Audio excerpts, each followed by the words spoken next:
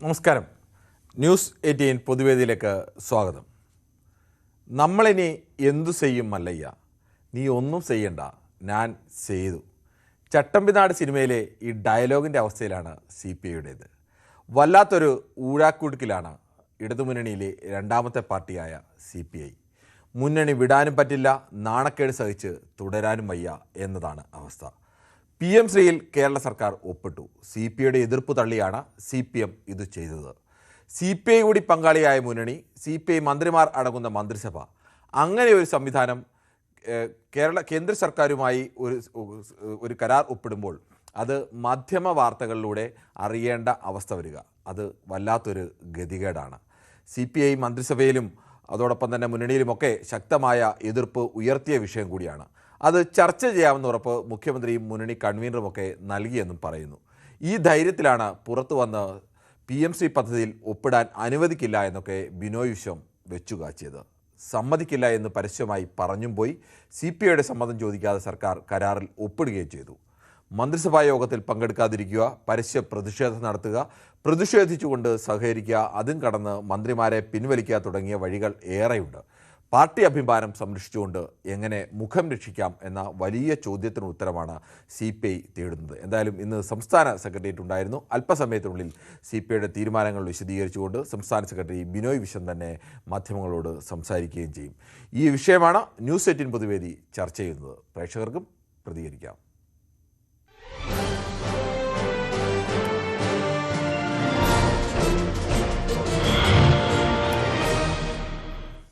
ശ്രീ ബാലകൃഷ്ണനാണ് വടകരയിൽ നിന്നും. Shri Balakrishnan, CPI PM Shri പദ്ധതിയെ അതിശക്തമായി എതിർക്കുന്നു. പക്ഷേ CPIയുടെ എതിർപ്പ് തള്ളിക്കൊണ്ട് കേരള സർക്കാർ ആ പദ്ധതിയിൽ കരാറിൽ ഒപ്പിട്ടിരിക്കുന്നു. ഇപ്പോൾ അല്പം മുമ്പ് MV ഗോവിന്ദൻ ഏതാനും നിമിഷങ്ങൾക്ക് മുമ്പ് പറഞ്ഞത് ഇനിയും നമുക്ക് ചർച്ച ചെയ്യാമല്ലോ എന്നാണ്. ഒപ്പിട്ട വിഷയത്തിൽ ഇനി എന്ത് ചർച്ച എന്നുള്ള ചോദ്യത്തിനൊക്കെ അദ്ദേഹം ചർച്ച എപ്പോഴും തുടരുന്നല്ലേ എന്നുള്ള പതിവ് ശൈലിയിലുള്ള മറുപടിയൊക്കെയാണ് നൽകുന്നത്. ശരിക്കും CPI ഇനി എന്ത് ചെയ്യും? സർ നമസ്കാരം. നമസ്കാരം. CPIക്ക് ഇടതുമുന്നണിയിൽ വലിയേട്ട മനോഭാവമല്ലേ CPIഎമ്മിന്? പിന്നെ ഒരു കാര്യം കൂടി സാർ മനസ്സിലാക്കേണ്ടത്, CPIനേക്കാളും വലിയൊരു കക്ഷിയുടെ മുന്നണിയിൽ ഘടകകക്ഷിയായി കിട്ടുമ്പോൾ CPIക്ക് ഒരു പ്രാധാന്യം CPM കരുതുന്നില്ല. കാരണം ഭാരതീയ ജനതാ പാർട്ടിയും CPIയും കൈകോർത്തിരിക്കുകയാണ്. അപ്പോൾ ഈ കേരളത്തിലെ ജനങ്ങളെ വിഡ്ഢികളാക്കാൻ, കേൾക്കാമോ സാർ? കേൾക്കാം, താങ്കൾ പറഞ്ഞോളൂ.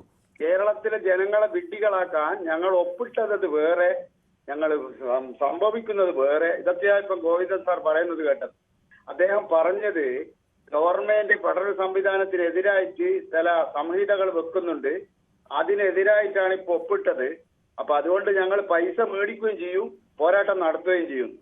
ഫെഡറൽ സംവിധാനത്തിൽ അങ്ങനെ കേന്ദ്ര ഗവൺമെന്റ് നിബന്ധന വെച്ചിട്ട് കേരളത്തിന് അർഹതപ്പെട്ടത് കിട്ടുന്നില്ലെങ്കിൽ ഈ ഒരു വഴി മാത്രമല്ലല്ലോ ഉള്ളത്, ഇവിടെ കോടതിയും കാര്യങ്ങളും എല്ലാം ഉണ്ടല്ലോ. അപ്പൊ CPIനെ സംബന്ധിച്ച് എത്ര അടി കൊണ്ടാലും അവർ പുറത്ത് പോകത്തില്ല. അത് മറ്റൊരു വശം. അവർക്ക് എവിടെയും പോവാൻ വഴിയില്ല. കാരണം അവർക്കിപ്പോ കേരളത്തിൽ ഒരു 10% വോട്ട് കട്ടി. കേന്ദ്ര സർക്കാർ എന്തിനാണ് ഈ കേരളത്തോട് ഇത്ര വിവേചനപരമായ നിലപാട് സ്വീകരിക്കുന്നത്? എന്താ വിവേചനം? എവിടെയാ സാർ വിവേചനം? കേരളത്തിന് അർഹതപ്പെട്ട ഫണ്ട് PMCയിൽ ഒപ്പിട്ടില്ലെങ്കിൽ സർവ്വശിക്ഷാ അഭിയാൻ അടക്കം കിട്ടേണ്ട ഫണ്ട് തടഞ്ഞു വെച്ചത് കേന്ദ്ര സർക്കാരല്ലേ? ഈ ഫണ്ട് തടഞ്ഞു വെച്ച് ഹുങ്ക് കാണിച്ച് കേരളത്തെ സാമ്പത്തികമായി ഞെരുക്കി ഈ ഇടുക്കിൽ കൊണ്ടിട്ട് കേരളത്തെ അടിക്കാം എന്നുള്ള ഒരു തന്ത്രമല്ലേ ഉപയോഗിക്കുന്നത്? ഒരു വാദത്തിന് ഞാൻ അംഗീകരിക്കാം. ഞാനൊരു ചോദ്യം ചോദിക്കട്ടെ. കേരളത്തിലെ ജനങ്ങൾ 140 മെമ്പർമാരെ തെരഞ്ഞെടുത്തിട്ടുണ്ട്. നമുക്ക് എന്തിനാണ് നമ്മൾ തെരഞ്ഞെടുത്തത്? നമ്മുടെ ന്യായമായ അവകാശങ്ങൾക്ക് വേണ്ടി പോരാടി നമുക്ക് നിയമവും നീതിയും നടപ്പാക്കി തരുമെന്നുള്ള വിശ്വാസത്തിലാണല്ലോ ജനാധിപത്യ രീതിയിൽ അവരെ തെരഞ്ഞെടുക്കപ്പെട്ടത്. അവര് നമ്മുടെ പൈസ ഉപയോഗിച്ചാണല്ലോ ജീവിക്കുന്നത്, നമ്മുടെ രീതി പണം. അവർക്ക് നമ്മളോട് കമ്മിറ്റ്മെന്റ് ഉണ്ടോ? ഉണ്ട്. ഒന്നടങ്കം പാർലമെന്റിലേക്ക് മാർച്ച് നടത്തിയാൽ കേരള സമൂഹം ഒപ്പം ഉണ്ടാവും. ഫെഡറൽ സംവിധാനത്തിൽ കേന്ദ്രത്തിൽ അവിടെ ഡൽഹിയിൽ പോയി സമരം നടത്തുകയും നിയമപോരാട്ടം നടത്തുകയും പലപ്പോഴും ചെയ്താൽ അതൊക്കെ 4 പേര് ഡൽഹിയിൽ പോയി സമരം നടത്തിയിട്ട് എന്ത് സംഭവിക്കാനാ? കേരള ജനതയോട് ആവശ്യപ്പെടണം, ഫെഡറൽ സംവിധാനത്തിൽ നമുക്ക് തരേണ്ടത് ഇത്ര ഉണ്ട്, കണക്ക് വെച്ച് പറയാം. എത്രയോ തവണ പറഞ്ഞതാണ് ശ്രീ ബാലകൃഷ്ണൻ. കേരളം എത്രയോ തവണ അതിനുവേണ്ടി പോരാട്ടം നടത്തിയതാണ്. പക്ഷെ അതൊന്നും അനുവദിക്കപ്പെട്ടില്ലല്ലോ. ഇപ്പം വാർത്താ സമ്മേളനം നടത്തിയ ഗോവിന്ദൻ സാറൊക്കെ അല്ലേ പറയുന്നത്. അപ്പൊ അതിലൊന്നും കേരള ജനതക്ക് വിശ്വാസമൊന്നുമില്ല. എത്ര അടി കിട്ടിയാലും പഠിക്കില്ല, അവർക്ക് എന്നും കിട്ടണം അടി. ശ്രീ ഗൗതമാണ് കാസർഗോഡ്. ശ്രീ ഗൗതം, താങ്കൾ എന്താണ് കരുതുന്നത്? CPIയെ സംബന്ധിച്ച് പരസ്യമായി തന്നെ അവർ പറഞ്ഞതാണ് PMCയിൽ ഒപ്പിടാൻ പറ്റില്ല. പക്ഷേ CPM അത് കേൾക്കാതെ CPIയുടെ അഭിപ്രായം തള്ളിക്കൊണ്ട് ഒപ്പിടുകയും ചെയ്തു. ഇനി എന്തു ചെയ്യും CPI? നമസ്കാരം കിരൺ. നമസ്കാരം. ഈ ബാലകൃഷ്ണൻ വടകര എന്ത് വിഡ്ഢിത്തരമാണ് പറയുന്നത്? എത്ര നിവേദനം കൊടുത്തു കേന്ദ്ര സർക്കാരിന്? ഓരോ പദ്ധതിയിൽ നിന്ന് എത്ര പൈസ കിട്ടാനുണ്ട്? ന്യായീകരണ ക്യാപ്സ്യൂൾ ഇറക്കരുത്. എത്ര ഫണ്ട് വരാനുണ്ട്? എത്ര മന്ത്രിമാരെ ഇങ്ങനെ മന്ത്രിമാർ പറയുന്നുണ്ട് ഫണ്ട് വരാനുണ്ട് എന്ന്. ഈ വിഷയത്തിലേക്ക് വരാം. വിദ്യാഭ്യാസ ഇതുമായി ബന്ധപ്പെട്ട് വകുപ്പിലേക്ക് ഒരു ഫണ്ട് വരുമ്പോൾ അതിനെ എതിർക്കരുത് എന്നാണ് എനിക്ക് ആദ്യമായി പറയാനുള്ളത്. ഹലോ കിരൺ. ശരി, നമുക്ക് വിദ്യാഭ്യാസ മന്ത്രി വി ശിവൻകുട്ടി PMCയിൽ വിശദീകരണം നൽകുകയാണ്. പൊതുവിദ്യാഭ്യാസ നയങ്ങളെ ഇത് എങ്ങനെ ബാധിക്കുന്നു എന്നും വ്യക്തമാക്കാനാണ് ഈ വാർത്താ സമ്മേളനം. നമ്മുടെ കുട്ടികൾക്ക് അവകാശപ്പെട്ട ആയിരക്കണക്കിന് കോടി രൂപയുടെ കേന്ദ്ര ഫണ്ട് തടഞ്ഞു വെച്ചുകൊണ്ട് കേരളത്തെ സാമ്പത്തികമായി ഞെരുക്കുവാനുള്ള കേന്ദ്ര സർക്കാരിന്റെ നീക്കത്തെ മറികടക്കുവാനുള്ള തന്ത്രപരമായ ഒരു തീരുമാനമാണിത്. കേരളത്തിന്റെ പൊതുവിദ്യാഭ്യാസ രംഗത്തെ തകർക്കാനുള്ള ഒരു നീക്കത്തെയും ഈ സർക്കാർ അനുവദിക്കില്ല. അതോടൊപ്പം നമ്മുടെ കുട്ടികൾക്ക് അർഹതപ്പെട്ട ഒരു രൂപ പോലും നഷ്ടപ്പെടാനും തയ്യാറല്ല.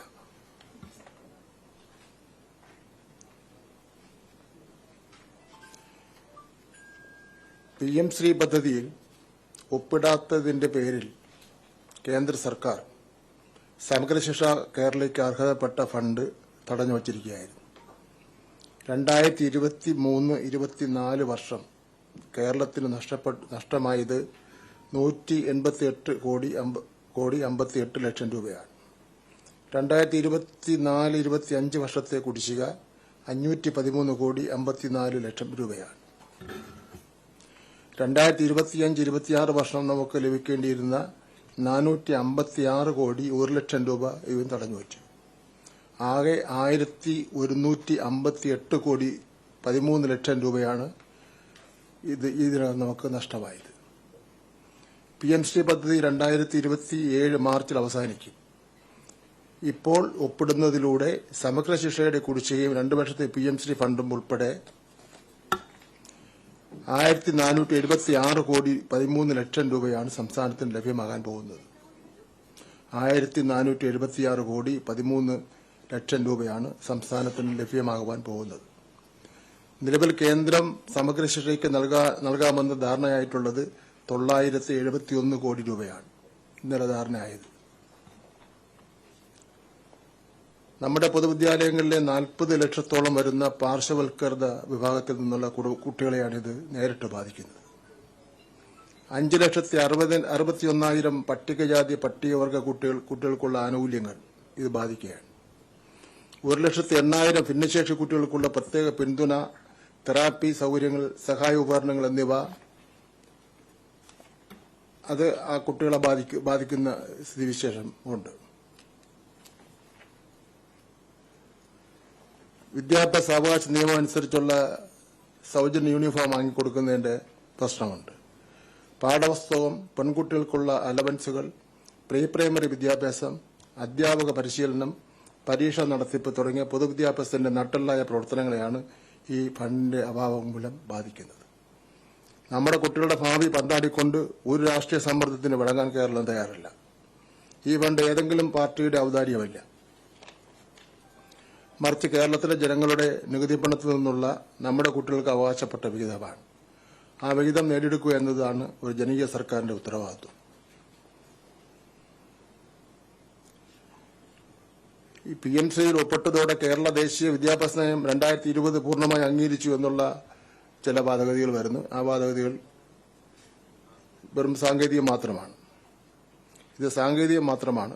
ഒന്നാമതായി 2022 ഒക്ടോബർ മുതൽ തന്നെ സമഗ്ര ശിക്ഷാ പദ്ധതിയെ NEP നടപ്പാക്കാനുള്ള ഉപാധിയായി കേന്ദ്രം പ്രഖ്യാപിച്ചിരുന്നു. ഫണ്ട് വാങ്ങുമ്പോഴും കേരളം 2023 വരെ ആ ഫണ്ട് വാങ്ങുമ്പോഴും കേരളം നമ്മുടെ സംസ്ഥാന താൽപര്യങ്ങൾക്കും വിദ്യാഭ്യാസ മൂല്യങ്ങൾക്കും അനുസരിച്ചാണ് പദ്ധതികൾ നടപ്പാക്കിയത്. അതേ നയം മാത്രമേ ഇപ്പോഴും തുടരുന്നുള്ളൂ. രണ്ടാമതായി ഉന്നത വിദ്യാഭ്യാസ വകുപ്പ് PM ഉഷ പദ്ധതിയിൽ ഒപ്പിട്ടതും NEP നടപ്പാക്കാമെന്ന വ്യവസ്ഥയോടെയാണ്. എന്നിട്ടും കേരളത്തിന്റെ ഉന്നത വിദ്യാഭ്യാസ കമ്മീഷൻ റിപ്പോർട്ടിന്റെ അടിസ്ഥാനത്തിലുള്ള നമ്മുടെ സ്വന്തം കാഴ്ചപ്പാടാണ് ഇവിടെ നടപ്പിലാക്കുന്നത്. കേന്ദ്ര നയം 30% പോലും നടപ്പാക്കിയിട്ടില്ല ഉന്നത വിദ്യാഭ്യാസ വകുപ്പ്. മൂന്നാമതായി NEP 2020 പറയുന്ന പല കാര്യങ്ങളും, ഉദാഹരണത്തിന് പ്രീ പ്രൈമറി വിദ്യാഭ്യാസം, അധ്യാപക ശാക്തീകരണം, 100% എൻറോൾമെന്റ്, ത്രിഭാഷാ പദ്ധതി, കേരളം പതിറ്റാണ്ടുകൾക്ക് മുമ്പ് തന്നെ ഇതെല്ലാം നടപ്പിലാക്കിയ കാര്യങ്ങളാണ്. ഇക്കാര്യത്തിൽ നാം NEP-യേക്കാൾ ബഹുദൂരം മുന്നിലാണ്. പറയുന്ന പല കാര്യങ്ങളും, ഉദാഹരണത്തിന് പ്രീ പ്രൈമറി വിദ്യാഭ്യാസം, അധ്യാപക ശാക്തീകരണം, 100% എൻറോൾമെന്റ്, ത്രിഭാഷാ പദ്ധതി, കേരളം പതിറ്റാണ്ടുകൾക്ക് മുമ്പ് തന്നെ ഇതെല്ലാം നടപ്പിലാക്കിയ കാര്യങ്ങളാണ്. ഇക്കാര്യത്തിൽ നാം NEP-യേക്കാൾ ബഹുദൂരം മുന്നിലാണ്. പാഠ്യപദ്ധതിയുടെ വർഗീയവൽക്കരണത്തിന് പിന്നിൽ നിന്നുകൊടുക്കുന്നതിന് വേണ്ടി കേരളം തയ്യാറായിട്ടില്ല. അതിന്റെ സത്യസ്ഥിതി എന്താണ്? കേരളത്തിന്റെ പാഠ്യപദ്ധതി തീരുമാനിക്കുന്നത് കേരള സർക്കാർ തന്നെയാണ്. ദേശീയ വിദ്യാഭ്യാസ നയത്തിന്റെ പേജ് 17 സെക്ഷൻ 4 32 പാഠ്യപദ്ധതി സംബന്ധിച്ച് അന്തിമ തീരുമാനം സംസ്ഥാന സർക്കാരുകൾക്കാണെന്ന് വ്യക്തമാക്കി പറയുന്നുണ്ട്. NEP വന്നതിന് ശേഷം 1 മുതൽ 10 വരെ ക്ലാസുകളിലെ പാഠ്യപദ്ധതിയും പാഠപുസ്തകങ്ങളും പരിഷ്കരിച്ച ഏക സംസ്ഥാനം കേരളമാണ്. പാഠപുസ്തകങ്ങളാക്കി നമ്മുടെ കുട്ടികളെ പഠിപ്പിക്കുകയും അതിൽ പരീക്ഷ നടത്തുകയും ചെയ്ത സംസ്ഥാനം കേരളം മാത്രമാണ്. ഇതേ പാഠ്യപദ്ധതിയും പാഠപുസ്തകങ്ങളും തന്നെയായിരിക്കും കേരളത്തിലെ എല്ലാ വിദ്യാലയങ്ങളിലും തുടർന്നും പഠിപ്പിക്കാൻ പോകുന്നത്. അതിന് ഒരു മാറ്റം ഉണ്ടാകാൻ വേണ്ടി പോകുന്നില്ല. മാറ്റം ഉണ്ടാവില്ലെന്ന് പറഞ്ഞാലും വീണ്ടും മാറ്റം ഉണ്ടാവുന്നല്ലോ എന്നുള്ള ചില ചോദ്യങ്ങളും വരുന്നുണ്ട്.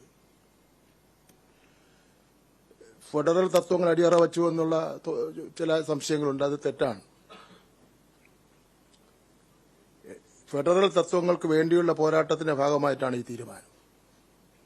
ഡൽഹിയിൽ ചേർന്ന NCERT-യുടെ ജനറൽ ബോഡി യോഗത്തിൽ 20 സംസ്ഥാനങ്ങളിലെ മന്ത്രിമാരുണ്ടായിരുന്നു, വിദ്യാഭ്യാസ മന്ത്രിമാർ. കേന്ദ്രത്തിന്റെ തെറ്റായ നയങ്ങൾക്കെതിരെ സംസാരിച്ചത് കേരളത്തിന്റെ വിദ്യാഭ്യാസ മന്ത്രി മാത്രമാണ്.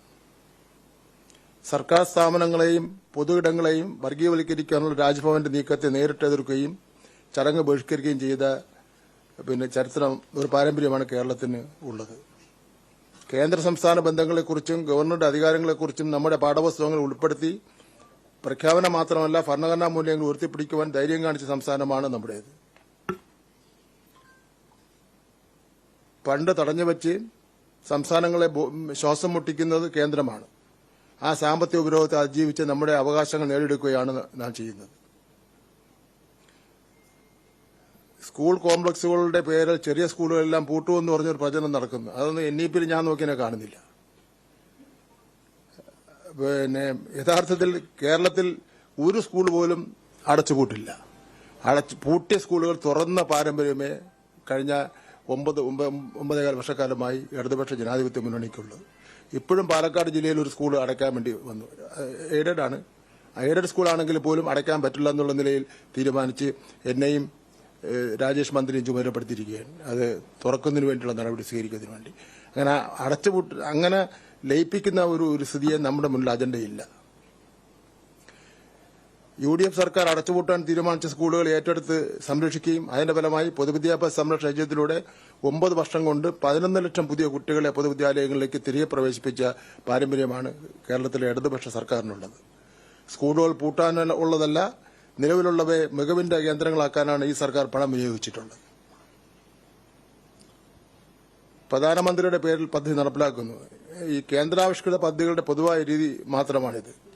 തെരഞ്ഞെടുക്കപ്പെടുന്ന സ്കൂളുകളുടെ പേരിൽ മുൻപിൽ PMശ്രീ എന്ന് ചേർക്കണമെന്നാണ് വ്യവസ്ഥ. അല്ലാതെ പ്രധാനമന്ത്രിയുടെ പേരോ ചിത്രമോ വയ്ക്കണമെന്നില്ല. അത് ഒരു എഗ്രിമെന്റിലും പറഞ്ഞു. എഗ്രിമെന്റ് കോപ്പി എൻ്റെ ഉണ്ട്, ഇന്നലെ ഒപ്പുവെച്ചതിന്റെ കോപ്പിയുണ്ട്. അത് നിങ്ങൾക്ക് കാണാൻ വേണ്ടി തരാം, അല്ലെങ്കിൽ അതിവിടെ വായിക്കാം. ഇപ്പോൾ തന്നെ ഉച്ചഭക്ഷണ പദ്ധതിക്ക് PM പോഷൻ എന്ന് ഉന്നത വിദ്യാഭ്യാസ പദ്ധതിക്ക് PM ഉഷ എന്നും പറയുന്നുണ്ട്.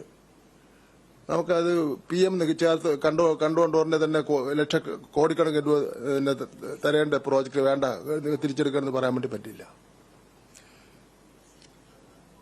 ആകെ 82 കേന്ദ്ര പദ്ധതികൾ 17 PM എന്ന് തുടങ്ങുന്നവയാണ്. വിദ്യാഭ്യാസ വകുപ്പിൽ തന്നെ 6 എണ്ണം ഉണ്ട്. ഇത് വെറും ഒരു സാങ്കേതികം മാത്രമാണ്. അതിന്റെ പേരിൽ നമ്മുടെ 40 ലക്ഷം കുട്ടികൾക്കുള്ള ആനുകൂല്യം നിഷേധിക്കുന്നതിന് കുറ്റകരമായ പ്രശ്നമായി മാറും. RSS അജണ്ടകൾ വിദ്യാഭ്യാസത്തിലൂടെ നടപ്പിലാക്കാനുള്ള കേന്ദ്ര സർക്കാരിന്റെ നയങ്ങൾക്കെതിരായ കേരളത്തിന്റെ പോരാട്ടം തുടരുക തന്നെ ചെയ്യും. എന്നാൽ സംസ്ഥാനം അതികഠിനമായ സാമ്പത്തിക പ്രതിസന്ധി നേരിടുമ്പോൾ നമുക്ക് അവകാശപ്പെട്ട 1400 കോടിയിലധികം രൂപ വേണ്ടെന്ന് വെച്ച് നമ്മുടെ കുട്ടികളെ പ്രതിസന്ധിയിലാക്കുവാൻ ഈ സർക്കാർ സാധ്യമല്ല. PM ശ്രീ ധാരണാപത്രത്തിൽ ഒപ്പിടുമ്പോഴും കേരളത്തിന്റെ പൊതുവിദ്യാഭ്യാസത്തിന്റെ നട്ടെല്ലായ മതനിരപേക്ഷ ജനാധിപത്യ ശാസ്ത്രീയ ഉള്ളടക്കത്തിൽ ഒരു വിട്ടുവീഴ്ചയും ഉണ്ടാകില്ല എന്ന് ഞാൻ കേരളത്തിലെ ജനങ്ങൾക്ക് ഉറപ്പ് നൽകുകയാണ്.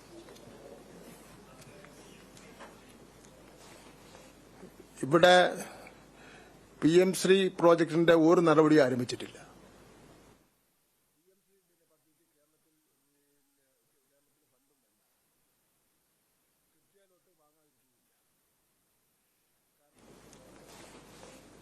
ഇവിടെ PM ശ്രീ പ്രോജക്ടിന്റെ ഒരു നടപടി ആരംഭിച്ചിട്ടില്ല.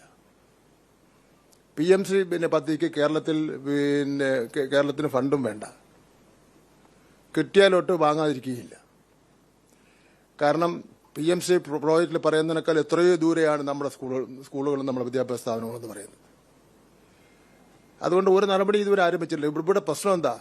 അതിന്റെ പേരിൽ SSK അടക്കമുള്ള മറ്റ് പ്രോജക്റ്റുകൾക്ക് ലഭിക്കേണ്ട കോടിക്കണക്കിന് രൂപ തടഞ്ഞു വയ്ക്കുന്നു എന്നുള്ളതാണ്. PM ശ്രീ പദ്ധതിയായിട്ട് ബന്ധപ്പെട്ട് ഒന്നും ആരംഭിച്ചിട്ടേ ഇല്ല. ഇവിടെ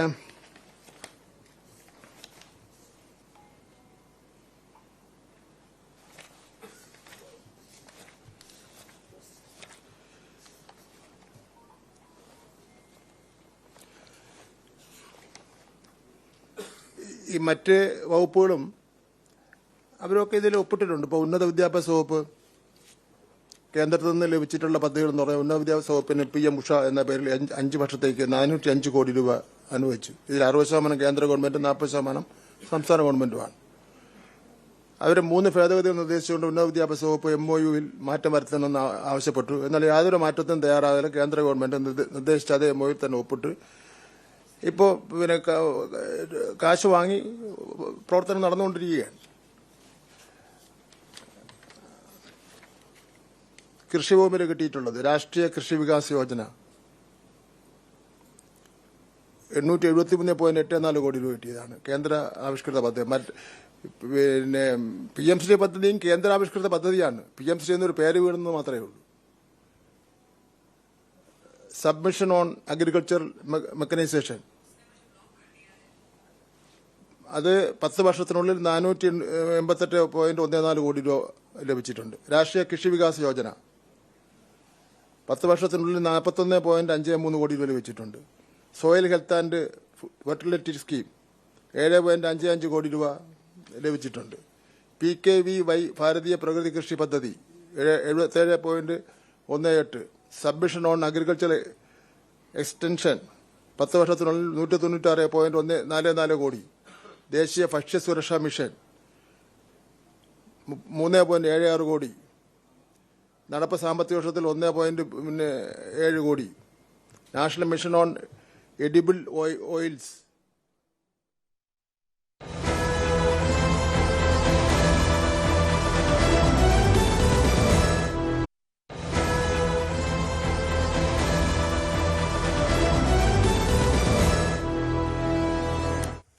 CPIയുടെ സർവ്വ എതിർപ്പുകളും തള്ളി കേരള സർക്കാർ PM ശ്രീ പദ്ധതിയിൽ ഒപ്പിട്ടിരിക്കുന്നു. എന്തുകൊണ്ടാണ് ഒപ്പിട്ടത് എന്നതിന് പാർട്ടി സംസ്ഥാന സെക്രട്ടറി MV ഗോവിന്ദനും വിദ്യാഭ്യാസ മന്ത്രി V ശിവൻകുട്ടിയുമൊക്കെ വിശദീകരണം നൽകുകയാണ്. പക്ഷേ CPI ഞങ്ങളോട് പറയാതെ ചർച്ച ചെയ്യാതെ ഇങ്ങനെ ഒരു ഒപ്പിട്ടതിലുള്ള കടുത്ത പ്രതിഷേധത്തിലാണ്. അല്പസമയത്തിനുള്ളിൽ അവരുടെ തീരുമാനങ്ങൾ പുറത്തു വരും. CPI ശരിക്കും എന്ത് ചെയ്യും എന്നുള്ള വിഷയമാണ് നമ്മൾ ചർച്ച ചെയ്തുകൊണ്ടിരിക്കുന്നത്. ചന്ദ്രൻ നായരാണ് തിരുവനന്തപുരത്ത് നിന്ന്. ശ്രീ ചന്ദ്രൻ നായർ, ഈ CPIക്ക് ഈ വിഷയത്തിൽ എതിർപ്പുണ്ട്, അത് പരസ്യമായി പറയുകയും ഒക്കെ ചെയ്തതാണ്. അവർക്ക് എന്തു ചെയ്യാൻ കഴിയും? കിരൺ സാർ, നമസ്കാരം. കേന്ദ്രം തരുന്ന നികുതി പണം ആണെങ്കിൽ തന്നെയും ഏത് പൈസയ്ക്കും ഒരു ഹെഡ് കാണും. അതായത് ഉദാഹരണം, നമ്മുടെ പഞ്ചായത്തിൽ നിന്നും വാർഡ് തലത്തിലേക്ക് പണം അനുവദിക്കുമ്പോൾ റോഡിന് വേണ്ടി ഇത്ര, ഇലക്ട്രിസിറ്റിക്ക് വേണ്ടി ഇത്ര, അതുപോലെ തന്നെ ബണ്ട് കെട്ടാനും റോഡ് നന്നാക്കാനും ഇങ്ങനെ ഓരോ ഹെഡ് വയ്ക്കും സാർ. അതുപോലെ തന്നെയാണ് കേന്ദ്ര ഗവൺമെന്റ് എന്ന് വെച്ചാൽ ഹെഡ് വച്ചേക്കണേ. അപ്പോ ഇതിനകത്ത് ആ ഹെഡിൽ എന്താണെന്ന് വെച്ച് ഞാൻ ഒപ്പിടൂല, പണം വേണം എന്ന് പറയുന്നത് എത്രമാത്രം വിജയിക്കുമെന്ന് എനിക്കറിയില്ല. ഇനി സാറിന്റെ അഭിപ്രായം പറയാം. ശരി ശ്രീ ചന്ദ്രൻ നായർ, അങ്ങനെയൊക്കെ പലപ്പോഴും ഒപ്പിടുകയും പണം വാങ്ങുകയും നടപ്പാക്കാതിരിക്കുകയും തർക്കങ്ങൾ ഉണ്ടാവുകയും ഒക്കെ ചെയ്തിട്ടുണ്ട്. അത് എത്രത്തോളം പ്രായോഗികമാണ്, എത്രത്തോളം അത് തുടർന്നുകൊണ്ട് പോകാം എന്നതിലൊക്കെ പ്രായോഗികമായ ചോദ്യങ്ങളും നിയമ പോരാട്ടങ്ങളും ഒക്കെ വരും അതിൽ. Okay sir.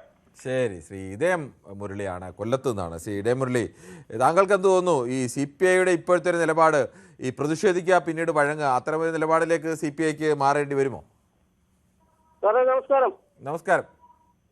ഇത് തികച്ചും രാഷ്ട്രീയമായ വിഷയം ഉണ്ടാക്കുന്നതാണ്. കാര്യം കാലാകാലങ്ങളിലായിട്ട് നമ്മുടെ പഠന സംവിധാനത്തിന്റെ ചരിത്രം പരിശോധിച്ചാൽ അറിയാം.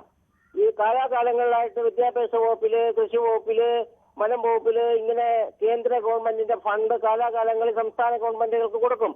അന്നൊന്നും അത് വലിയ വിഷയമായിട്ടില്ല, ചർച്ചയായിട്ടില്ല. ഇപ്പോൾ ഇത് ചർച്ചയായത് ശബരിമലയിലെ കൊള്ളയിൽ 3ാമത്തെ ആളിനെ അറസ്റ്റ് ചെയ്യാനുള്ള ചർച്ചയാണ് യഥാർത്ഥത്തിൽ നടക്കേണ്ടത്. ശ്രീ ഇടയം മുരളി, അതല്ല, താങ്കൾ ഇതിലേക്ക് വരൂ. അത്തരം ചർച്ചകളൊക്കെ ശബരിമല വിഷയമുള്ളതായിട്ട് വരുന്ന വിഷയം, ഇതൊന്നും ഇന്നലെയും തുടങ്ങിയ വിഷയമല്ല. ശ്രീ ഇടയം മുരളി, അല്ല ശരി, ഇതിലേക്ക് തന്നെ വരികയാണ് സാർ. ഒരു മിനിറ്റ് വെച്ച്. അപ്പോ CPIയെ കൊണ്ട് തന്നെ അവരെ പ്രകോപിക്കുക, അവരെ CPMന്റെ ഗോവിന്ദൻ തന്നെ ചോദിക്കുക ഏത് CPI, എന്ത് CPI എന്ന്. അങ്ങനെ അദ്ദേഹം ചോദിച്ചിട്ടില്ല കേട്ടോ, അദ്ദേഹം അങ്ങനെ ആ തരത്തിൽ ചോദിച്ചിട്ടില്ല. അങ്ങനെ പറയുന്നത് സാറേ, ഞങ്ങളൊക്കെ ജീവിക്കാത്ത. താങ്കൾ കേട്ടോ അത്? ഞാൻ കേട്ടു. ഏത് CPI എന്ത് CPI എന്ന മട്ടിൽ MV ഗോവിന്ദൻ ചോദിച്ചിട്ടില്ല. MV ഗോവിന്ദൻ അങ്ങനെ ഒരു പത്രസമ്മേളനത്തിൽ അങ്ങനെ ഒരു ചോദ്യം ചോദിക്കുകയോ അല്ലെങ്കിൽ എന്ത് CPI എന്ന് അദ്ദേഹം പറഞ്ഞിട്ടില്ല. അത് അദ്ദേഹം നടന്നു പോകുന്ന വഴിക്ക് പറയുന്ന ഒരു വിഷയത്തെ എടുത്ത് അതിന്റെ അരിവും മൂലയും വെച്ചുകൊണ്ട് വ്യാഖ്യാനിക്കുന്നതാണ്. അങ്ങനെ പറയുന്ന MV ഗോവിന്ദന്റെ എതിർപ്പൊക്കെ പറയുന്ന ആളാണ്. പക്ഷേ ഈ മട്ടിൽ CPI ആക്ഷേപിക്കുന്ന ഒരാളല്ല. എന്നാലും 10 സെക്കൻഡ് സാർ കേൾക്ക്. അപ്പോ കാലാകാലങ്ങളായിട്ട് കേന്ദ്ര ഗവൺമെന്റിന്റെ ഫണ്ടുകൾ അതാത് സംസ്ഥാന ഗവൺമെന്റുകൾക്ക് ലഭിക്കും. അതത്ര വലിയ രാഷ്ട്രീയ വിഷയമായിട്ട്. ശരി, അത് അതുകൊണ്ടല്ലോ അത് രാഷ്ട്രീയ വിഷയമാകുന്നത്. കേന്ദ്ര ഗവൺമെന്റ് ഏതെങ്കിലും ഫണ്ട് ലഭിക്കുന്നുണ്ടല്ലോ, അതിൽ അടങ്ങിയിരിക്കുന്ന വിദ്യാഭ്യാസ നയത്തിനോടുള്ള എതിർപ്പ് കൊണ്ടാണല്ലോ ഇവർ പറയുന്നത്. അല്ലാതെ മറ്റ് മലമേഖലകളിൽ ഫണ്ട് ഇപ്പോഴും വാങ്ങുന്നില്ല. അങ്ങനെ ഫണ്ട് വാങ്ങാതെ ഒരു സംസ്ഥാനത്ത് നിൽക്കാൻ കഴിയും? അതിനകത്ത് ഒരു നയം നോക്കണ്ട. പഴം തിന്നുമ്പോൾ തൊലി ഇരിഞ്ഞ് ദൂരെ കളയും. പഴം നമ്മൾ തിന്നും. അത് മാത്രമേ ഉള്ളൂ. എത്രത്തോളം പ്രായോഗികമാണെന്നുള്ളതാണ് ചോദ്യം. ശരി, ഓക്കെ. ശ്രീ ഇടയം മുരളി, ഫാദർ സാമുവലാണ് വിളിക്കുന്നത്. ഫാദർ സാമുവൽ, താങ്കൾക്ക് എന്ത് തോന്നുന്നു? ഈ CPI ഉയർത്തുന്ന എതിർപ്പിന് അവർക്ക് എത്രത്തോളം ആ എതിർപ്പിൽ ഉറച്ചു നിൽക്കാൻ കഴിയും? Good evening sir. Good evening. 2 ദിവസമായി ട്രൈ ചെയ്യുന്നു, ഇപ്പോഴാണ് കിട്ടിയത്. അത് ഒരുപാട് പേര് വിളിക്കുന്നതുകൊണ്ടാണ്. അത് മനസ്സിലായി. ഇത് ഒരു കേന്ദ്രത്തിന് ഒരു ഫണ്ട് കിട്ടുമ്പോൾ അത് കളയാൻ പറ്റില്ല. അത് വിദ്യാഭ്യാസ മന്ത്രി മുഖ്യമന്ത്രിക്ക് വേണ്ടി വളരെ ക്ലിയർ ആയിട്ട് പറഞ്ഞല്ല. അപ്പൊ അതെന്തായാലും വാങ്ങണം. പിന്നെ എങ്ങനെ നടപ്പാക്കും, എങ്ങനെ നടപ്പാക്കുന്ന ഭാവിയിൽ കണ്ടറിയേണ്ട കാര്യമാണ്. കാരണം കേന്ദ്രത്തെ അവഗണിച്ചും കൊണ്ട് പദ്ധതി നടപ്പാക്കുമ്പോ എന്റെ പല വശങ്ങൾ നോക്കേണ്ടതായിട്ടുണ്ട്. അതൊക്കെ നോക്കാതെ ചെയ്യാൻ പറ്റുമെന്ന് എനിക്ക് തോന്നുന്നില്ല. പിന്നെ CPIയുടെ എതിർപ്പ് ചായക്കോപ്പയിൽ കൊടുങ്കാറ്റ് പോലെയാ. അതൊന്നും അധികാരം നിൽക്കില്ല. കാരണം അവർക്കൊക്കെ ഇതൊക്കെ വിട്ടു പോകാൻ പറ്റുമോ? മന്ത്രിസ്ഥാനം ഒഴിയോ? എനിക്ക് തോന്നുന്നില്ല. കാരണം അതൊന്നും പ്രായോഗികമായ കാര്യമല്ല. ഇന്നവരെ എതിർപ്പ് പറയും, നാളെ അത് മാറ്റി പറയുകയും ചെയ്യും. അത്രയും എനിക്ക് പറയാനായിട്ടുള്ളൂ. ശരി, താങ്കളുടെ അഭിപ്രായം വ്യക്തമാണ്. ശ്രീ സുരേന്ദ്രനാണ് തൃശ്ശൂരിൽ നിന്നും. ശ്രീ സുരേന്ദ്രൻ, താങ്കൾക്ക് എന്ത് തോന്നുന്നു? CPI നയപരമായ ഒരു വിഷയത്തിൽ എതിർപ്പ് ഉന്നയിക്കുന്നു. കേന്ദ്ര എഡ്യൂക്കേഷൻ പോളിസി നടപ്പാക്കേണ്ടി വരും, അത്തരം ഒരു പദ്ധതിയെ ഞങ്ങൾ എതിർക്കുന്നു എന്ന് പറയുന്നു. അത് ചർച്ച ചെയ്യാം എന്ന് മുഖ്യമന്ത്രിയും മുന്നണി കൺവീനറും ഒക്കെ ഉറപ്പ് കൊടുക്കുന്നു. ഒടുവിൽ മാധ്യമങ്ങളിൽ വാർത്ത കണ്ട് അത് ഒപ്പിട്ടു എന്ന് അറിയേണ്ടി വരുന്നു CPIക്ക്. ഇനി എന്തു ചെയ്യും അവർ? നമസ്കാരം സാറേ. എനിക്ക് പറയാനുള്ളത്, CPI പറഞ്ഞ ഒരു കാര്യത്തില് ഞാൻ അതിനോട് യോജിക്കുകയാണ്. കാരണം അത് മുന്നണിയിൽ ചർച്ച ചെയ്ത് നടപ്പാക്കേണ്ട ഒരു കാര്യമായിരുന്നു. അത് CPI പറഞ്ഞ് ശരിയാണ്. പക്ഷെ CPI പറഞ്ഞ് മറ്റു കുറെ വാർത്തകൾ വരുന്നുണ്ട്. ആ വാർത്തകളോടൊന്നും ഞാൻ യോജിക്കുന്നില്ല. കാരണം CPM BJP ആയിട്ട് യോജിച്ചു, അങ്ങനെയുള്ള കാര്യങ്ങളൊന്നും യോജിക്കില്ല. ഇപ്പൊ തന്നെ നമ്മള് പറഞ്ഞിട്ടില്ല CPM BJP ആയിട്ട് യോജിച്ചു. അങ്ങനെ അല്ല, ഈ നമ്മുടെ സെൽഫ് ഗോൾ അടിക്കാന്ന് പറഞ്ഞിട്ട് നമ്മുടെ രാജ്യസഭാ MP ഇല്ലേ സന്തോഷ് കുമാർ, അങ്ങോട്ട് അദ്ദേഹം കാലത്ത് കുറച്ച് പ്രസ്താവനകൾ ഇറക്കിയിരുന്നു. ആ പ്രസ്താവനകൾ എന്നിട്ട് പിന്നീട് പറഞ്ഞ പാർട്ടി സെക്രട്ടറി അങ്ങനെ P സന്തോഷ് കുമാറോ ബിനോയ് വിശ്വമോ അല്ലെങ്കിൽ ഏതെങ്കിലും ഞാൻ കേട്ട സന്തോഷ് കുമാർ ഗോളി തന്നെ സെൽഫ് ഗോൾ അടിക്കുമെന്ന് പറഞ്ഞിട്ടുള്ള ഒരു പ്രസ്താവന ഇറക്കിയിട്ടില്ല. അത് BJPയുമായി ഏതെങ്കിലും തരത്തിൽ CPM ബന്ധപ്പെട്ടു എന്നൊരു ആരോപണം CPIയുടെ നേതാക്കൾ ആരും ഒരിക്കലും ഇതുവരെയും ഉന്നയിച്ചിട്ടില്ല. ഓക്കെ, അപ്പൊ ശരി, ഞാൻ പറയാൻ പോകുന്നിനി ഈ പറഞ്ഞ മറ്റുള്ള ഈ കേന്ദ്രത്തിൽ, അതായത് ഈ PM-ശ്രീന്ന് നമ്മുടെ ഹിമാചൽ പ്രദേശ്, തെലുങ്കാന, കർണാടക ഈ ഗവൺമെന്റുകളൊക്കെ PM-ശ്രീയില് ആ പൈസകൾ മുഴുവൻ അവര് മേടിച്ചെടുക്കുന്നുണ്ട്. ഇവിടെ ഇപ്പൊ നമ്മുടെ വിദ്യാഭ്യാസ മന്ത്രി പറഞ്ഞ എന്താ, PM-ശ്രീയിലെ ഫണ്ട് കിട്ടാൻ വേണ്ടിയിട്ടല്ല, നമുക്ക് സർവശിക്ഷാ അഭയം ഫണ്ട് കിട്ടാൻ വേണ്ടിയിട്ടാണ്. PM-ശ്രീയിലെ ഫണ്ട് നമുക്ക് വേണ്ട, അവര് പറയുന്ന കാര്യങ്ങൾ നടപ്പാക്കണില്ലേ. പിന്നെ ആലോചിച്ചോക്കോ, ഇപ്പൊ തന്നെ കേന്ദ്രീയ വിദ്യാലയങ്ങള്, അതുപോലെ അങ്ങനെയുള്ള വിദ്യാലയങ്ങൾ നമ്മളിവിടെ ഇപ്പോഴും പ്രവർത്തിക്കുന്നുണ്ട്. അങ്ങനെയുള്ള വിദ്യാലയങ്ങളിൽ പ്രവർത്തിക്കുന്നുണ്ട്. പക്ഷെ അതൊക്കെ കേന്ദ്രത്തിന്റെ നയങ്ങളും കാര്യങ്ങളും നടപ്പാക്കണം. അത് നമുക്ക് തടയാൻ പറ്റുമോ? അതൊന്നും തടയാൻ പറ്റില്ല. അതുപോലെ കേന്ദ്ര സർവകലാശാലകൾ അതൊക്കെ ഇവിടെ പ്രവർത്തിക്കുന്നില്ലേ. അപ്പൊ ഇവിടെ നമ്മുടെ ഈ സർവകലാശാലകളിലെല്ലാം നടക്കുന്നുണ്ട്. ഗവർണർമാരെ വെച്ചിട്ട് ഇവിടെ നടപ്പാക്കാൻ പോകുന്ന എത്രയോ ഇതിനു വേണ്ടി നമ്മൾ സുപ്രീം കോടതിയും മറ്റുള്ള കോടതികളിലും ഒക്കെ പോയി കേസ് കൊടുത്ത് എത്ര കാശും അതിനുവേണ്ടി ചെലവാക്കിക്കൊണ്ടിരിക്കുകയാണ്. ഇനി ഇത് കിട്ടാൻ വേണ്ടിയിട്ട് നമ്മുടെ സുപ്രീം കോടതിയിൽ പൈസ ചെലവാക്കണം എന്നാണ് ഈ പറയണത്. അത് എന്നൊക്കെ കിട്ടും ഈ പൈസ? സുപ്രീം കോടതിയിലും കാര്യങ്ങളൊക്കെ പോയി എത്ര കാലം കഴിഞ്ഞിട്ട് ഈ പൈസ കിട്ടുക? അപ്പൊ ഞാൻ നോക്കിയിട്ട് ഇതിന്റെ ഫണ്ട് മേടിച്ചെടുക്കാനായിട്ട് ഇത് ഒപ്പിട്ടതിൽ തെറ്റില്ല. പക്ഷെ അതാണ് എനിക്ക് പറയാനുള്ളത്. കാരണം നല്ല കാര്യമാണ്, ഫണ്ട് കുട്ടികൾക്ക് കിട്ടുന്ന ഫണ്ട് മേടിച്ചെടുക്കണം, അത് ന്യായമായിട്ടുള്ള കാര്യമാണ്. ബാക്കിയുള്ള കാര്യങ്ങള് ഞാൻ ഫസ്റ്റിൽ പറഞ്ഞ കാര്യം വീണ്ടും പറയുന്നു, അത് മുന്നണിയിൽ ചർച്ച ചെയ്തിട്ട് ചെയ്യേണ്ടതായിരുന്നു. അത് അവരെയും കൂടി ബോധ്യപ്പെടുത്തി. താങ്കളുടെ അഭിപ്രായം വളരെ കൃത്യമാണ്. മുന്നണിയിൽ എങ്ങനെയാണ് ഒരു തീരുമാനമെടുക്കേണ്ടത്, അക്കാര്യത്തിൽ പാലിക്കേണ്ട മര്യാദ, അത്തരം കാര്യങ്ങളിലൊക്കെ അദ്ദേഹത്തിന്റെ അഭിപ്രായം വളരെ വ്യക്തമാണ്. ശ്രീ തോമസ് ആണ് ഇടുക്കിയിൽ നിന്ന്. ശ്രീ തോമസ്, താങ്കൾക്ക് എന്ത് തോന്നുന്നു? CPI കടുത്ത നിലപാടിലേക്കൊക്കെ പോകാനുള്ള സാധ്യതയുണ്ടോ, അല്ലെങ്കിൽ അവർക്ക് അങ്ങനെ കഴിയുമോ? എന്തായിരിക്കും ഇതിന്റെ ഒരു പരിണിത ഫലം? സാറേ നമസ്കാരം. നമസ്കാരം സാറേ, അവര് പണ്ട് ഇങ്ങനെ ഒരു കടുത്ത നിലപാടിലേക്ക് പോയിരുന്നെങ്കിൽ അവർക്ക് ഇപ്പൊ ഇങ്ങനെ ഒരു അവസ്ഥ വരില്ലായിരുന്നു. കാരണം ഈ CPIയുടെ അംഗബലം കൊണ്ടായിരുന്നില്ല, അവരുടെ നിലപാടുകൾ കൊണ്ടായിരുന്നു അവർ ഇവിടെ ഒരു ശക്തിയായിട്ട് നിലനിന്നത്. അത് അങ്ങനെയുള്ള നേതാക്കന്മാരിരുന്ന കസേരയില് മരിച്ചു പോയെങ്കിലും നമുക്ക് പറയാണ്ടിരിക്കാൻ പറ്റില്ല. കാനരാജന് മുതല് ഈ CPM-ന്റെ തൊഴുത്തില് കൊണ്ട് കെട്ടി കൊടുത്തു. വിനയ വിശ്വം വന്നു കഴിഞ്ഞപ്പോ അതിനൊരു മാറ്റം വരുമെന്ന് വിചാരിച്ചു. പക്ഷെ അതിൽ കൂടുതൽ കട്ടയായി. കാരണം നമുക്കറിയാലോ, ഈ പോലീസ് മർദ്ദനമൊക്കെ ജനങ്ങള് വന്നപ്പോ അവരുടെ പാർട്ടി കോൺഗ്രസും സംസ്ഥാന സമ്മേളനമൊക്കെ നടക്കുവാണ്.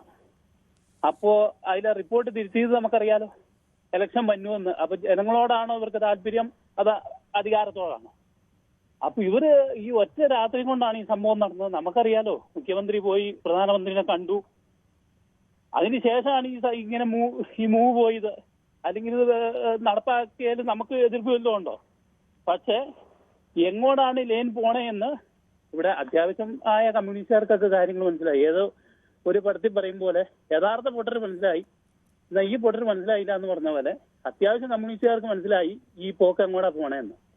നവഫാസിസമാണ്, ഇതുപോലെ ഫാസിസം നടപ്പാക്കുന്ന ഒരു സർക്കാർ നവഫാസിസമാണ് നടപ്പാക്കുന്നത് എന്ന് പറയുന്ന ഒരു CPM-ഉം, എന്നാൽ ഫാസിസമാണ് നടപ്പാക്കുന്നതെന്ന് പറയുന്ന CPI ആണ്. അപ്പൊ ഇതെവിടെയാ ചെന്ന് നിൽക്കുന്നത്? നമ്മളിപ്പോ ജനം TV കണ്ടോ? ഗോവിന്ദ് മാഷിന്റെ വാർത്താ സമ്മേളനം ലൈവായിട്ട് കാണിക്കുക, അല്ലെങ്കിൽ ആ സമയത്ത് വേറെ വല്ലതും കാണിച്ചും പരസ്യവും വെച്ചോണ്ടിരുന്ന. അപ്പൊ ഇതിന്റെ ഒക്കെ കാര്യങ്ങള് ഈ നാട്ടിലെ അത്യാവശ്യം ബോധമുള്ള അങ്ങനെ ഒരു ചാനല് നേതാവിന്റെ വാർത്താ സമ്മേളനം ലൈവ് കൊടുത്തതിന്റെ പേരിൽ ആ പാർട്ടികൾ തമ്മിലൊന്നുമുള്ള ബന്ധം, പാർട്ടി സ്വാഭാവികമായിട്ടും കേരളത്തിലെ ജനം TV കൈരളി TV ചിലപ്പോൾ പ്രധാനമന്ത്രിയുടെ പ്രസംഗമോ വാർത്താസമ്മേളനത്തെ നടത്താറില്ല, പ്രസംഗമുണ്ടെങ്കിൽ ചിലപ്പോൾ ലൈവ് കൊടുക്കാറില്ല. അതൊക്കെ വാർത്താ ചാനലുകൾ സ്വാഭാവികമായും അങ്ങോട്ടും ഇങ്ങോട്ടും ഒക്കെ കൊടുക്കും. അതിനെ ഒരു രണ്ട് പാർട്ടികൾ തമ്മിലുള്ള ബന്ധമായിട്ടൊന്നും ഒരിക്കലും വ്യാഖ്യാനിക്കാതെ, അത് പാർട്ടിയുടെ ചാനലാണെങ്കിൽ പോലും ഇനി അല്ലെങ്കിൽ പോലും ഒക്കെ അതൊക്കെ ഉണ്ടാവും. അതിനെ അങ്ങനെ വ്യാഖ്യാനിക്കേണ്ടതില്ല. അതും ഒരു കാരണമാണ് സാറേ. കാരണം ഇന്ന് നമ്മൾ ഇന്നൊന്നും കാണുന്നതല്ലോ. സാറിനും അറിയാം, എനിക്കും അറിയാം, കാണുന്ന ആളുകൾ. ശരി തോമസ്, ശരി, താങ്കളുടെ അഭിപ്രായം, താങ്കൾക്ക് അങ്ങനെ അഭിപ്രായമുണ്ട്. പക്ഷേ എപ്പോഴും അങ്ങനെ ചാനലുകളുടെ ഒരു ഉദാഹരണമായി ചൂണ്ടിക്കാണിക്കുന്നത്, താങ്കൾക്ക് ആരോപണം അങ്ങനെ ഉന്നയിക്കാൻ തെറ്റില്ല, പക്ഷേ അതിൻ്റെ ഉദാഹരണം ചാനൽ വാർത്ത കൊടുത്തു, അതുകൊണ്ട് അത് അങ്ങനെയല്ല എന്ന് പറയുന്നതിൽ കാര്യമില്ല എന്നാണ് പറഞ്ഞത്. ശ്രീ രാജനാണ് കൊല്ലത്ത് നിന്നും. ശ്രീ രാജൻ, താങ്കൾക്ക് എന്ത് തോന്നുന്നു, ഈ CPIയുടെ ഒരു പ്രതിഷേധം അത് എത്രത്തോളം അവർക്ക് മുന്നോട്ട് പോകാൻ കഴിയും? കിരൺഭായി, ഞാൻ ഈ പരിപാടി ഇങ്ങനെ കേട്ടോണ്ടിരിക്കുകയാണ് രാവിലെ മുതലേ. അപ്പം എനിക്ക് തോന്നിയത് ഇതാണ്, ഈ CPM സൈൻ ചെയ്ത് ഈ പൈസ വാങ്ങിച്ചത് ഭയങ്കര മണ്ടത്തരമായി പോയി.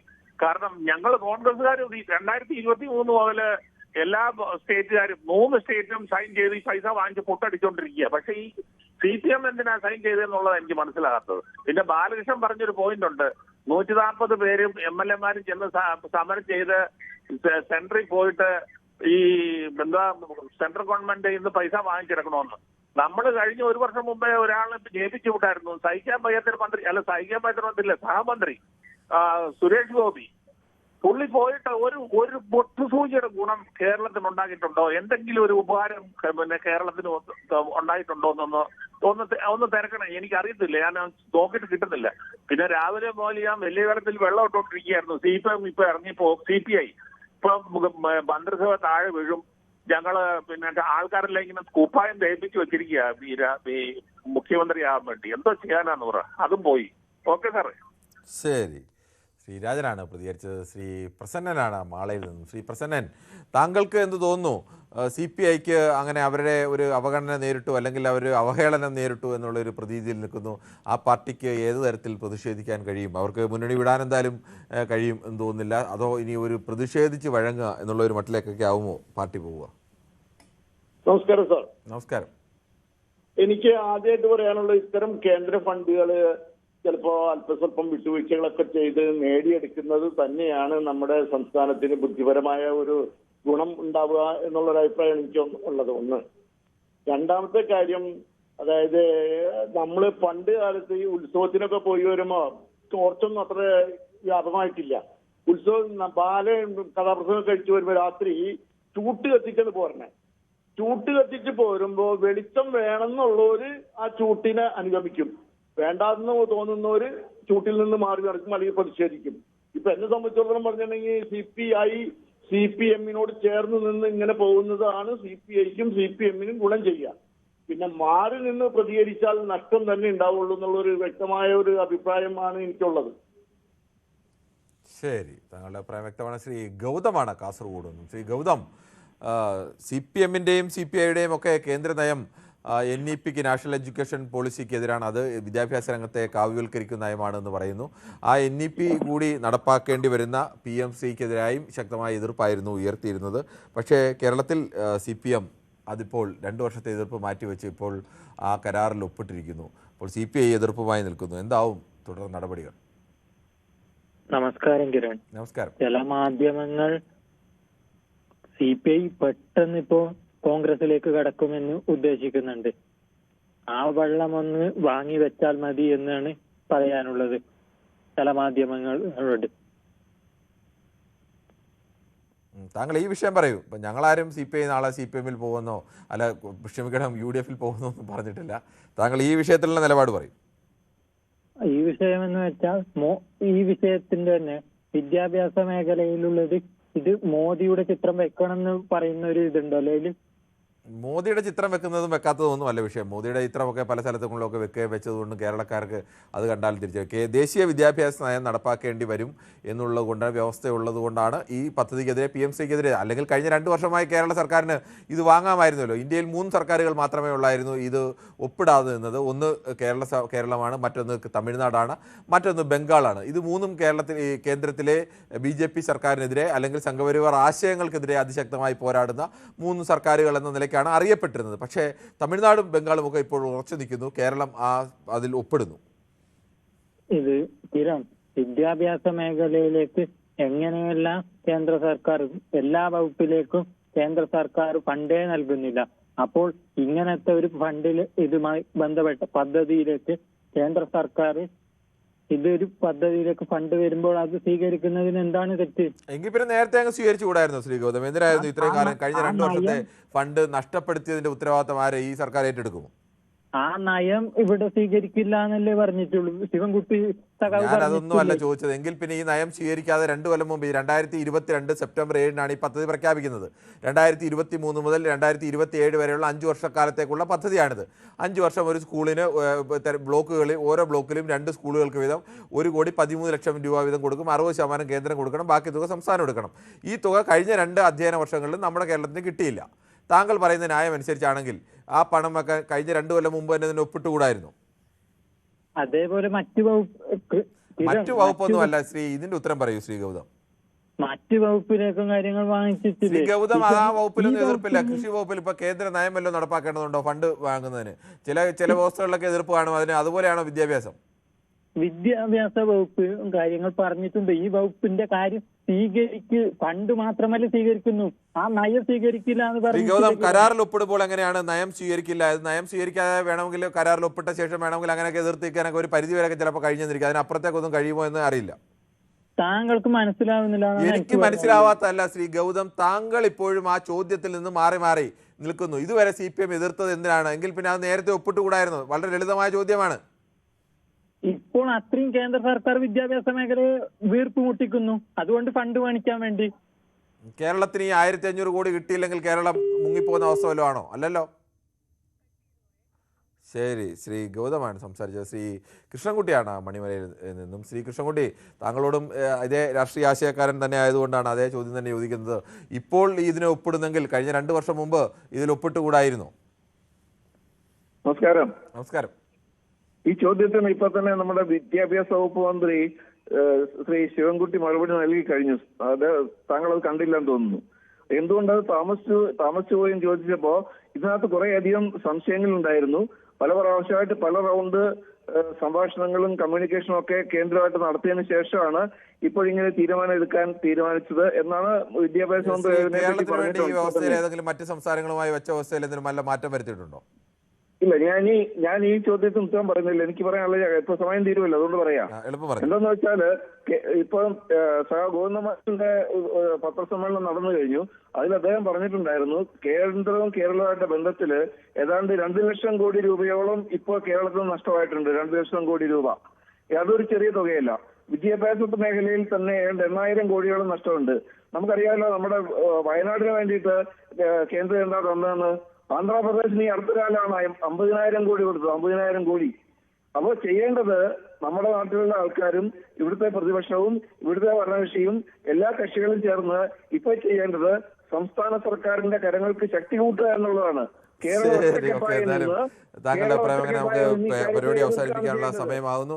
എന്തായാലും പ്രഷർ വളരെ ഇതിനിടയിൽ തന്നെ 2 വാർത്താ സമ്മേളനം കൂടി ലൈവായി നമുക്ക് നൽകേണ്ടി വന്നു. അതുകൊണ്ട് തന്നെ വിശദമായി നമുക്ക് ഇത്തവണ എടുക്കാൻ കഴിഞ്ഞില്ല. യൂട്യൂബിലെ കമൻറ്റുകളടക്കം വായിക്കാൻ ആളുകൾ ആവശ്യപ്പെടുന്നുണ്ട്, അത് വായിക്കാനും കഴിഞ്ഞില്ല. എന്തായാലും നാളെയും ഇതേ സമയം ന്യൂസ് 18 പൊതുവേദി മറ്റൊരു വിഷയവുമായി.